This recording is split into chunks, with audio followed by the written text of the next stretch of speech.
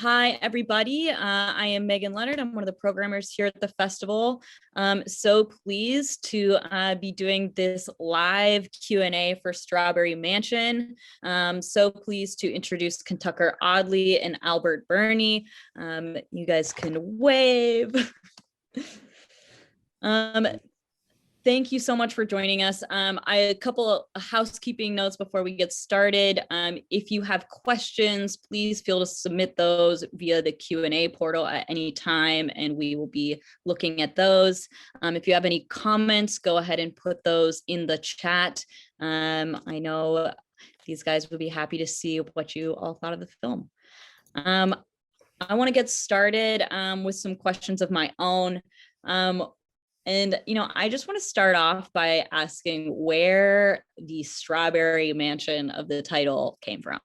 Like, what are the origins? Like, was it the mansion that came first, the story that came first? Like, where did that begin? I think. Well, first off, thanks for having us and having this Q&A and showing our film and everything. I think just like the idea of like a house out in the country that was very isolated and originally just like the idea of like a mystery in this house and kind of a unsuspecting every person enters this house and kind of gets in over their head. That just like was an idea that I couldn't shake. I just love movies that like mostly take place in like one location, like a house or a hotel or whatever. But and then just kind of like work backwards from there. At some point I was like, well, what's going to be in this house? VHS tapes, like I just love VHS tapes. So I was like, oh, they're going to be a bunch of VHS tapes. I didn't know what was going to be on them. And then it was like, oh, what if there's dreams on them? Okay, so we record dreams. Oh, okay, so the person who's coming is coming to like, audit them because that's what you do in this world. It's just kind of maybe reverse from that image of a house. So I think the mansion that was one of the first kind of images that planted in my brain, and then took it. Why was it called? What was the where did the strawberry come in? Oh, where did the strawberry? I don't even remember that part. I think it was just like thinking about titles, and there's so many great like old country songs that talk about like the mansion on the hill and just like abandoned mansions, and I think the mansion word was there, and then it was like, well, what kind of mansion is it, and trying to give it a color maybe, but not wanting to say like red mansion, so you just start trying like blueberry cottage, blueberry mansion, strawberry mansion, it just it's so long ago I can't even remember where it came, like that spark came from. I think I was sitting around with a friend. He came up with the title about 12 years ago, and the literal day of our premiere, a completely unrelated music album was released of the same title, Strawberry Mansion, by a musician called Langhorne Slim. Completely coincidental. Was just a wild turn of events that, Albert's like kind of been hoping and dreaming that nobody's going to use this title that he's been sitting on for 12 years. And then it's the day of our premiere to get it all good. But it's also a neighborhood in Philadelphia, so it's allowed to be a number of things. Yeah. It's funny you say that the mansion really kind of came like all of the like exploration of the tapes and the mansion came first, because I feel like ultimately the film is such a love story, and I'm wondering, when did the romance angle become a part of the story? That's a good question. Was that there when you sent it to me first? I mean, I feel like I was trying to pull that out. Yeah, when I got on board about 5 years ago. Yeah, so I was working on this story, a long time, and then I brought it to Kentucker, and we worked on it on and off until like we got serious with it a couple years ago. But I think there was there was an element of it, but it wasn't very fleshed out. And then Kentucker, I think, was really big on like, we need to make this relationship kind of at the forefront, or else it's not gonna really matter much. I come from kind of like animation surrealism, like Jim Henson Muppets type of background. I just want to like pump it full of more crazy images, and Kentucker's very good about like bringing it back down to like earth a little bit, and putting all of that stuff, anchoring it with relationships and all that But boring stuff. it but it's like it's a combination of fleshed out and also very dreamlike, because it's always had that core of like what it feels like to be in love in a dream, what it feels like to be connected with somebody else in a dream. It's sort of like it's just that pure emotion. It's when you try to decode it, or when you wake up, it's like, where did that come from? Who was that person I felt this affection for? It's sort of like you'll never be able to hold on to it, but you have these very pure, deep emotions that you feel in dreams. I remember being like, I think Al and I had very similar experiences as teenage boys, being in love with these women that we would see in our dreams, and it's like, who was that, and why did I feel this? It's like sort of being introduced to emotions and deep feelings, Yeah, and trying to then you're tap like, into that.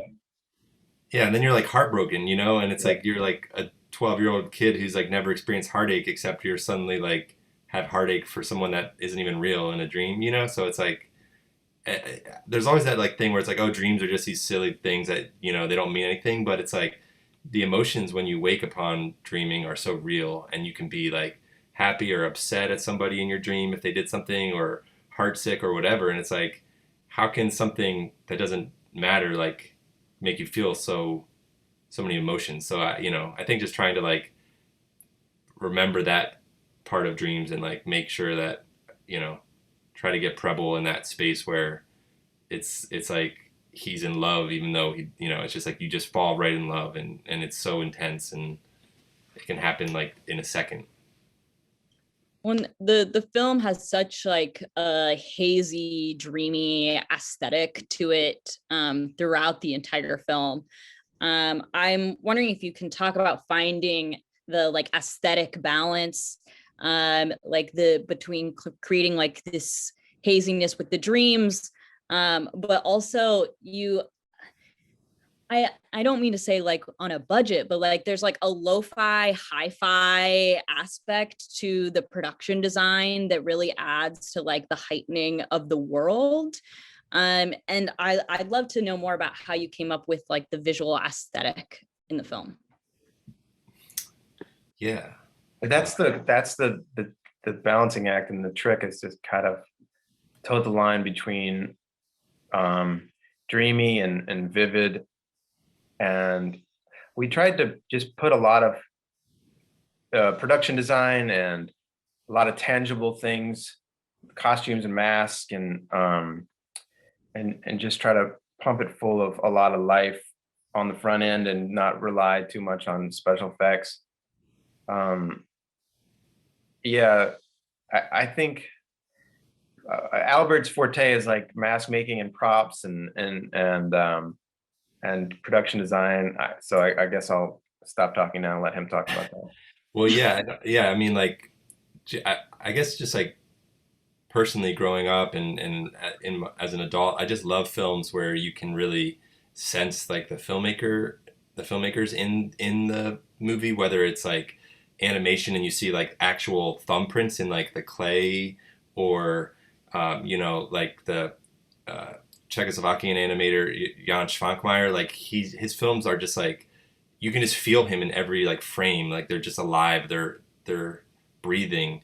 And so this film's very different from those films, but like just knowing that like we need to set design every aspect of this house, and just touch everything, and all the VHS costumes, those were, we made all those by like just taking apart hundreds and hundreds of tapes, and then we would put the tapes back together, and those are the tapes that are like in the house, so it's very much like we're using every part of the VHS tape, and then the little screws and the weird parts inside the VHS tapes, we glued those to like the ad blocking helmet, so it's just like everything has a place, and we can like put it all in here. And if we just pump the movie with everything we love, like costumes and stop motion and computer animation and everything, and just build the world out completely, I think the hope was that it would feel like, you know, kind of this one unique world, and the dreams would blend into the reality. And um, yeah, you know, and also like that's just,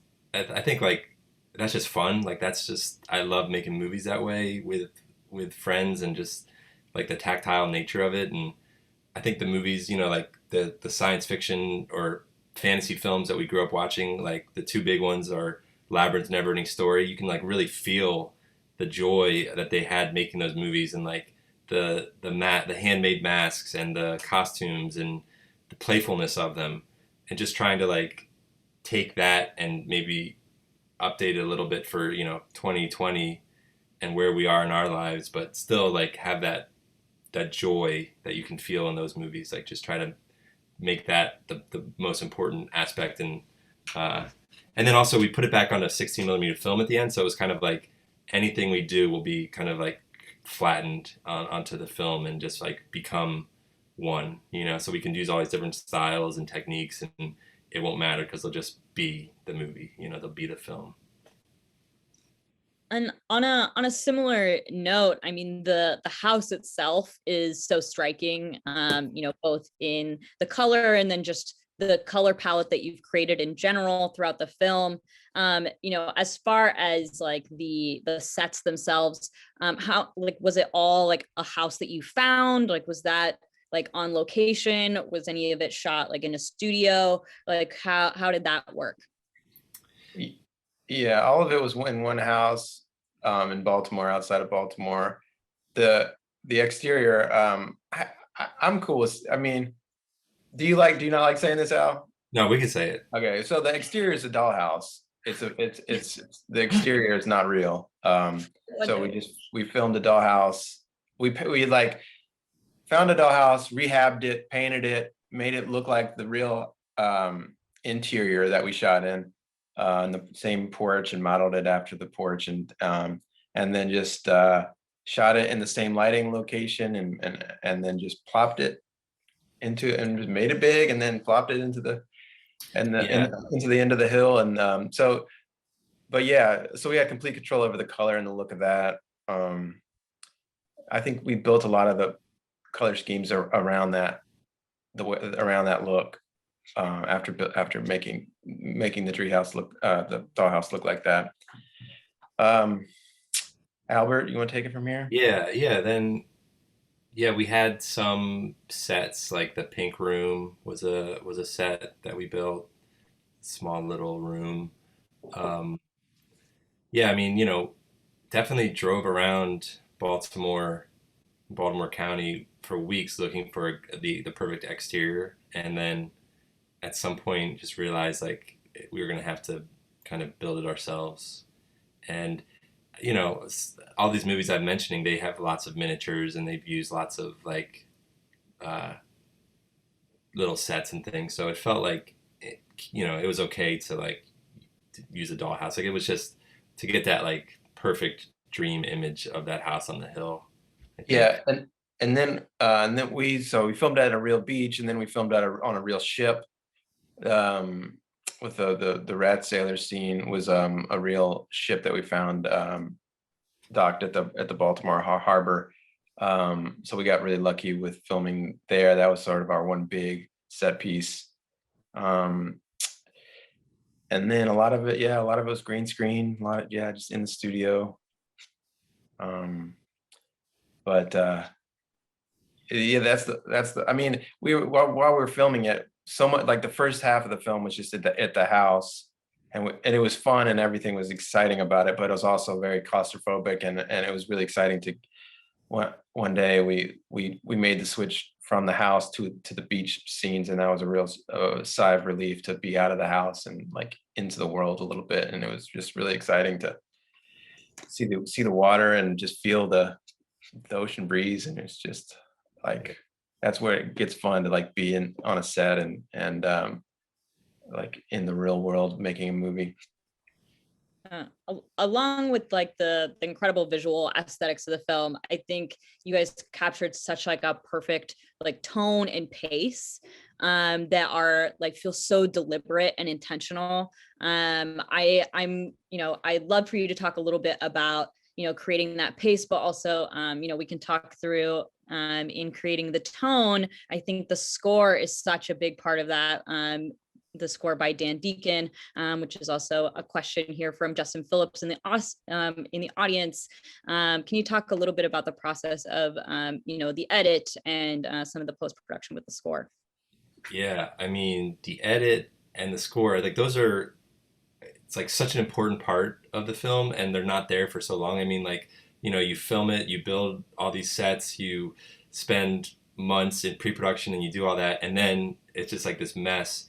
And we started editing right away in January, and Kentucker came down here to Baltimore for like a week, and we had started editing in person, and then the lockdown happened. So basically we just were editing on Zoom all year, and like it actually worked out pretty good. I would like screen share here in Baltimore, and we would just live edit.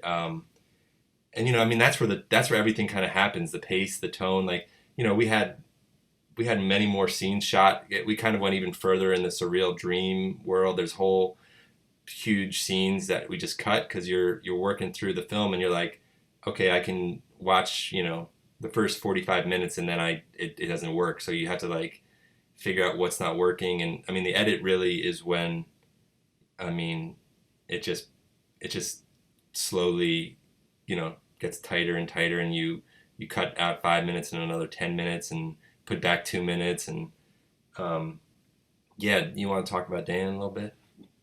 Yeah, well, just in terms of the pacing and the editing, it's like a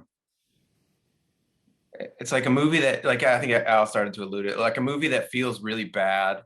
Like, yeah, just like the movie is bad for so long and it's so frustrating. You're just like, you lose hope, and you're like, I don't think this is ever going to be, I don't know. I don't know how, I don't know how this is going to work. I don't know how it's going to make sense.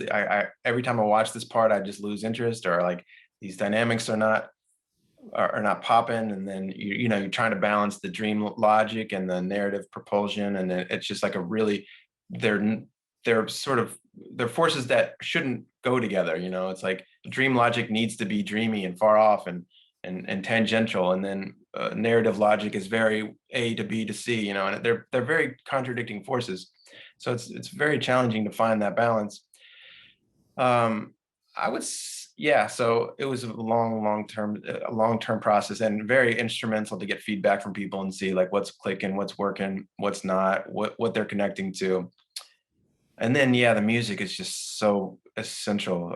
I mean, this movie would be nothing without the score. It's like, and Dan was just incredible to work with. He had such a understanding of the emotional beats and of the film, and he had such an incredible understanding of pacing and dynamics, and where it needed a bit of energy, or where it needed to be kind of chilled out for a second. But it was our first time working with sort of with musicians that were scoring to picture, which was incredible. And I can't imagine going back at this point, because that's where the movie comes to life, is just sort of leading the audience in every little emotional beat, especially when you're trying to find that balance of dreamy and narrative, of just like the music has just got to be so precise, and Dan was able to really nail that.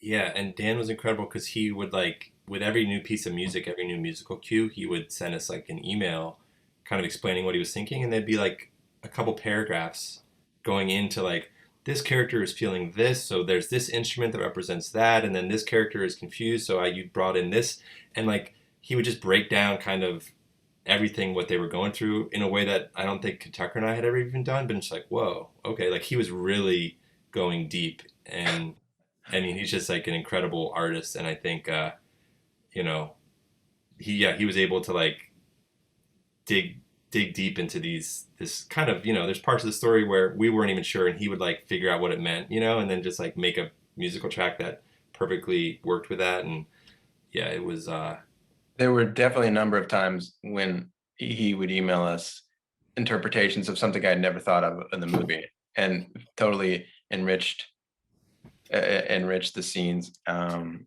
the dynamics between the characters and their emotional states. It was just, yeah, I mean, he's basically the third director, I would say. Yeah. And how did that collaboration begin? Is he someone that you knew from the Baltimore scene? Yeah, Dan is just a friend from Baltimore. It's pretty small, in like the film and music community. You end up meeting lots of people, and Dan actually saw our last film's premiere when it premiered at South by Southwest in March of 2017 because he was there with our friend's movie Rat Film, which Dan had scored. So Dan just came over to the premiere and just was like, "Guys, that was so great. I love that. We should, And it was like kind of like that moment where it was like, oh, cool, maybe we'll do something together, kind of like casually. And then as we got closer to making it, we got him on board very early, like before we filmed or anything. He was down and he read the script and was excited. So yeah, it was just kind of it just all worked out, and he. We didn't get to do it in person like any scoring, but we had a lot of these, Zoom sessions with him where we would talk it out and watch some scenes together, and so yeah.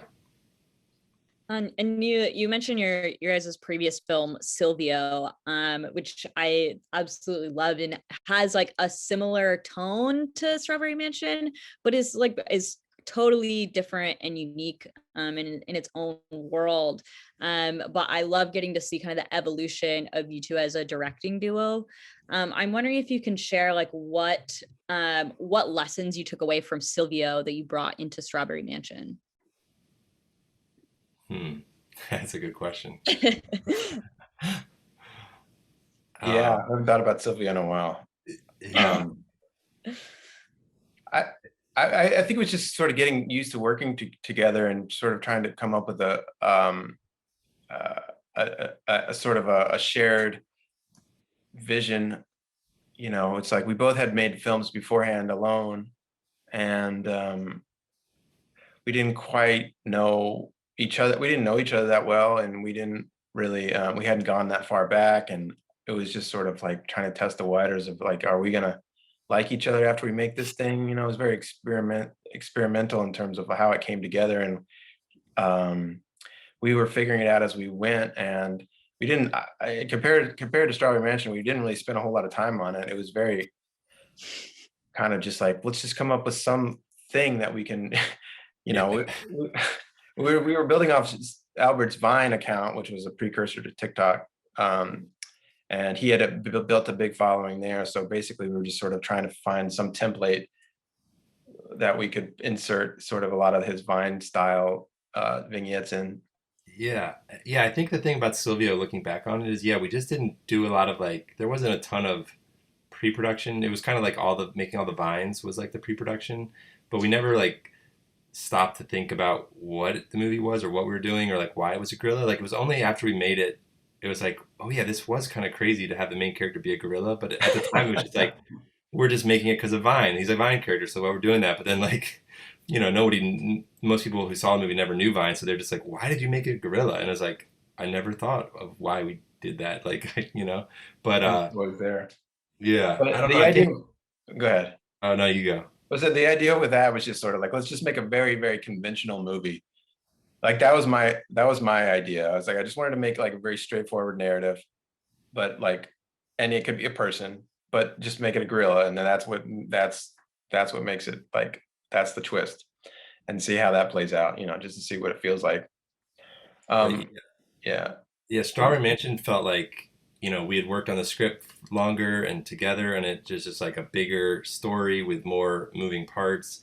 And it was like harder to make, we had a little bit more resources available, but it was also still like really just making a film is always kind of like this strange battle. You're just like fighting against like time and money and the weather and so many factors. And I think, in retrospect, like Silvia was just like little middle school production, it's just like we're having fun with our friends, like let me put my mask on, like la la la, like we're just sitting in the living room. And in Strawberry Mansion felt like, oh my god, like this is like 100 times bigger and harder, and like we are older and everything hurts, and it's just like, but I think it was helpful to know we had done it once. And I think after doing it twice now, it's like, yeah, we could do 10 more movies together, I just am confident that we can do it. Certainly can't do it alone anymore. Yeah. It's too hard. It's like people ask like, is it, how it works as a co-director, and I just feel like it would be so hard to just do it alone at this point. I mean, Yeah. It's like especially Well, indie movies, it's just brutal. yeah. well, what does that co-directing breakdown look like for the two of you? Yeah, it's kind of just like falling back on what each of us our strengths. Like I do a little bit more of like the art side of things, and making sure that the room is painted pink and like the costumes are looking, every hair's in place, and Kentucker's walking over to the actors and like making sure they got the tone of the scene, and memorizing lines together. And he's also acting it, so he's working, with the people in the scene in that way, rehearsing. And I try to like as much as I can, stay out of that side of it as much as possible. Yeah, I would say Albert does about twice as much as I do. Just generally, he does pretty much everyone's job. I just stick to acting and directing. Um, and Albert's brother, um, Albert's brother was around set a lot, and he saw me sort of just sitting around and learning my lines a lot. And he saw his brother rushing around looking like a maniac at all times of the day. And I think he kind of got the sense that I wasn't doing anything. And so he was like, "Great." So our shoot was broken into two parts, and he was like, the last day of our first part, he's like, "You gonna direct more the second time?" I was like, wow. And then in front of everybody, in front of lunch, while we're eating lunch, and everyone's like, Yeah. anyways, that's But a yeah, bad it's like example. we're each doing a lot. I think I'm like run around crazy because I don't know what else to do, and you're doing just as much, like by sitting there memorizing your lines and talking to the actors. Also had to learn row, row, row your boat on piano. So I was doing that a lot. Yeah, Or pretty much no, like yeah, was that it? Or yeah, yeah. uh, Apparently, yeah. pretty much like Life is throughout but the a day, dream. you just like hear that being played in the background because Kentucker's like, yeah, man, you played it perfect the last 100 times. I think you got it now. Not very hard. Yeah. It's just kind of fun. It's just yeah, just kind of fun little thing to doodle on when you're stressed. Well, and it just sounds like the film was such a labor of love with like, family members and friends that really all came together, including in the cast. I'm wondering if you can talk about like building out some of these supporting roles with, Penny Fuller and Grace Golowicki, but also with Linus and Constance Schulman and Reed Birney as well. When did they get involved in the process? Yeah, I think well, Penny, we always knew like whoever was going to play Bella was such an important role. Obviously, that's like kind of the movie needs that role, that special person there, because that's the start of the movie, and that's kind of the whole movie is Bella and her dreams. So that was the one role where we actually like got like a casting director in New York, casting agent. What do they call it? Casting? I don't know, casting person. Uh, Director. yeah, casting director, and they yeah, they gave us a bunch of people that we could look at. And when we got to Penny, she was just like we both were kind of like, oh, there she is. She just it wasn't even like any of her reels or acting examples. It was like an interview with her that was like her video, and it was just like her talking about a role. And just as herself, she was so like Bella, just like telling these stories, and charming, and feeling much younger, than her actual age, and that we were really like that. So yeah, Penny, she was just the best. And when she came to set, it was just like she was having fun. She was just like so excited, and it wasn't just like all of us. We weren't exactly, parts of the story we weren't really sure on, but she's like, I trust you all, and let's just like do it, and You definitely did not understand the movie in a lot of ways, which I didn't either. It's sort of like that was for many years I resisted making this movie because I didn't quite understand it. And then at a certain point, I was just like, it doesn't matter that I don't it's like it's not supposed to be understood. Um, it's supposed to be just sort of let it wash over you, and it goes deeper than comprehension, I think. But yeah, in terms of the other cast, uh, Grace Glowicki was just just a stunning, talented actor that I've always wanted to work with. She's done so many cool short films, and she also directs her own movies. She directed a movie called Tito a couple of years ago, and so we thought about that role for a long time, and she popped in my head one day, and I was like, I think she's the one, because she's got this really amazing physicality, and I just imagined so much sort of like rushing around, and like frantic energy that she needed to have. I think she nailed that. And Linus actually, he plays Buddy. He was our script coach, our script teacher for this film.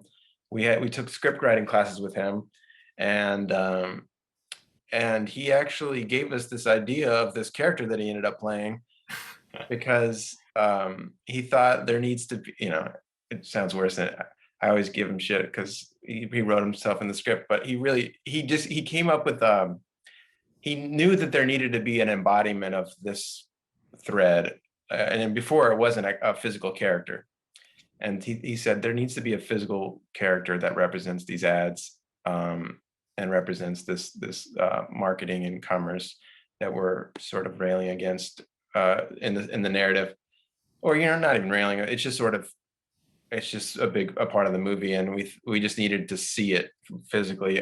So he's a brilliant script understander and teacher, and great actor. And then Albert's family was actually the other roles.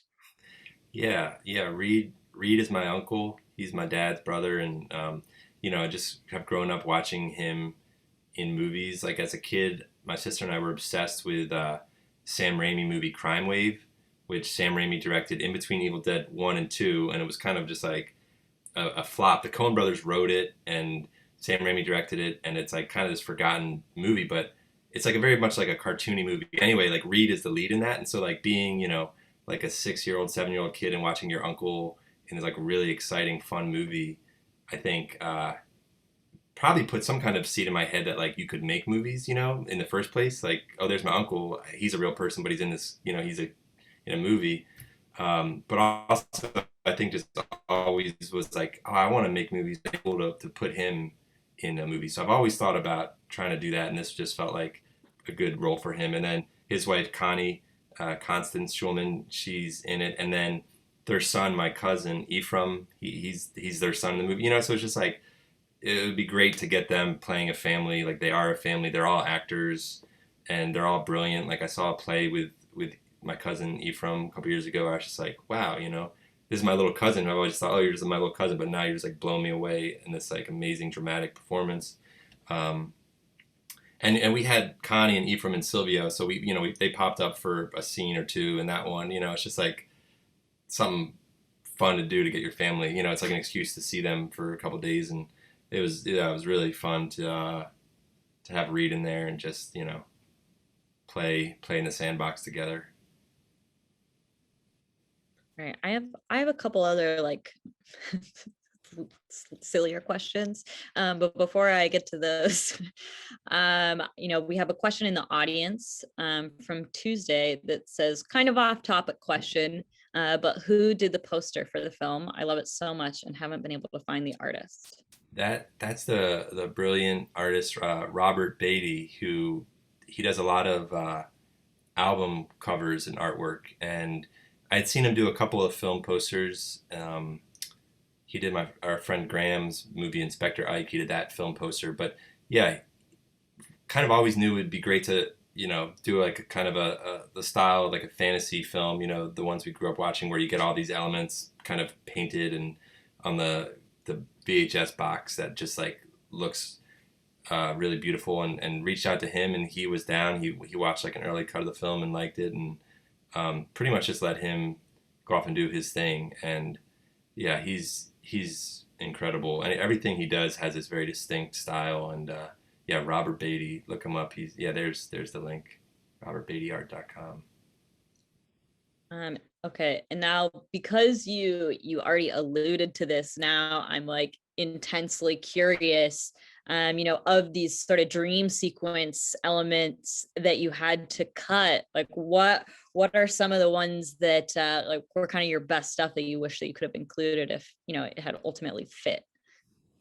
Jeez, yeah. I mean, there's a couple. I mean, both speaking of like Connie and my cousin Ephraim, like their characters had whole scenes in the dream, out in the dreamscape, which was always hard. It's like, dang, I'm cutting my family's scenes, like, but also maybe a little easier because it's like, well, sorry guys, like no hard feelings. But yeah, there was like a whole scene in the desert between Preble and Bella's grandson Brian, where they have like this showdown in the middle of the desert. And then I think the one that it was harder to lose was Martha, who's the what's his name, Peter's wife in the movie. She's the witch. At one point, you see her as the witch. We had a whole longer scene of her as a witch with fighting Preble in a whole room filled with VHS tapes, like it was water. And as this like witch, she was like conjuring them and fighting. And it was supposed to be like Preble was getting erased and he was like drowning in the tapes. And when he would go under, he would see moments of the dream flashing before his eyes. The whole thing was like really not fleshed out, or it was like, oh, we'll fix it in post, But like once we started editing, it was just kind of like, this is just like, it's going too experimental, or it's just like too strange. Like it's getting too far off of like the narrative thread. So at some point, yeah, it was just like these two scenes, they're very visually striking. They're beautiful. They have this whole feeling and vibe, but they're just not like, they just like take you away from this propulsive, narrative. It was very difficult to lose those scenes because first of all, it was Al's family, and secondly, those were sort of a couple of the things that really stuck out to me when I first read the script 5 years or whatever, 10 years ago. And I feel like Al was so excited about those things, and I was too. And it just like kept trying to make them work. I mean, every couple months, every couple weeks, Al would be like, it's like, all right, I'm gonna try this. I'm gonna try to cut this VHS battle scene one more way and see if I can convince you that this should be in the movie. And just kept doing that and over. And it's like, still doesn't feel right to me, And like, there's this desert scene where Preble is stumbling, delirious, and finds a table in the middle of the desert, which is Brian, the son, is eating a bucket of chicken, and there's inexplicably a toilet seat right beside him, and it's a really kind of funny scene and really absurd. And I actually like the scene in of itself, but it just drags and it just doesn't feel connected to the story. Well, I think we'll hopefully release that as a deleted scene at some point. Just hearing you talk about it now, I'm still like, oh, there must have been a way. We didn't go hard enough. We could have. It could have fit. One more week of editing, we could have made it work. Okay, I'm gonna put a last call for questions out to the audience. If you have a question, now is the time to submit it. But my own personal curiosity is it an intentionally supposed to look like Silvio in the final dream sequence, or is that because you had a gorilla? Or, like, I gotta know, is that supposed to be Silvio? That's Silvio, and if you're really looking, Herbert Herpel's the same actor, John Sheldon, who played Herbert in Silvio, is there by his side. And then, yeah, you can interpret it how you want, but a movie with dreams, it feels like you gotta put Silvio and Herbert in there. And then, it's like, is the movie Silvio just a dream of Preble? And, and in that dream, he plays Al Reynolds. In this dream, he plays like a TV host, and there's this gorilla. I don't know. That's one way to interpret it. It's also like, you get a mask made, and then you got to use it. Like the mask, you can't just use it once. It's like you got to use the mask. There's also some overlaps in Silvia. If you go back and watch, there's some Strawberry Mansion flash forwards. Like there's a painting, and a pretty prominent painting in Silvio's house that's has a Strawberry Mansion on it. Is that And true? yeah, Oh my yeah. God. Yeah, like the idea, the concept for Strawberry Mansion predates Silvia by like many years. So yeah, so Strawberry Mansion was in Silvia. Silvia's in Strawberry Mansion.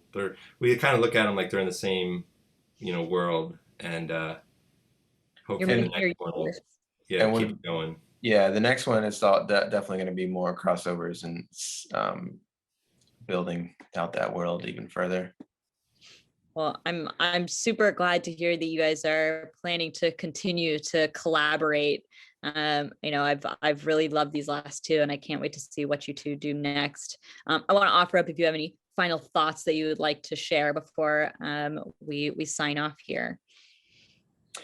Just thanks for screening our movie and hosting this Q&A, and it was a great talk. I really enjoyed it, and I'm really honored to be a part of the Seattle Festival. Yeah, and I just love Seattle. First time I was there was in 2013. I was on tour with this band, and actually, it was the birth of Silvia. I was making the Silvio vines for the first time, and so if you look at like the first 10 or 15 Silvio vines, a lot of them are in Seattle, like by the Space Needle and, going by the market and all this stuff. So, uh, deep love of Seattle, and just love that the movie is showing there. And thank you for this Q&A and everything.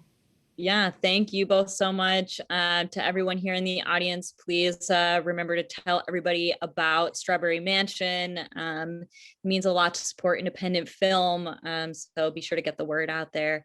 And I want to thank you both so much for being here. Thank you so much. Thank you, Megan. Thank you, Yeah. Megan. Thank you, Seattle.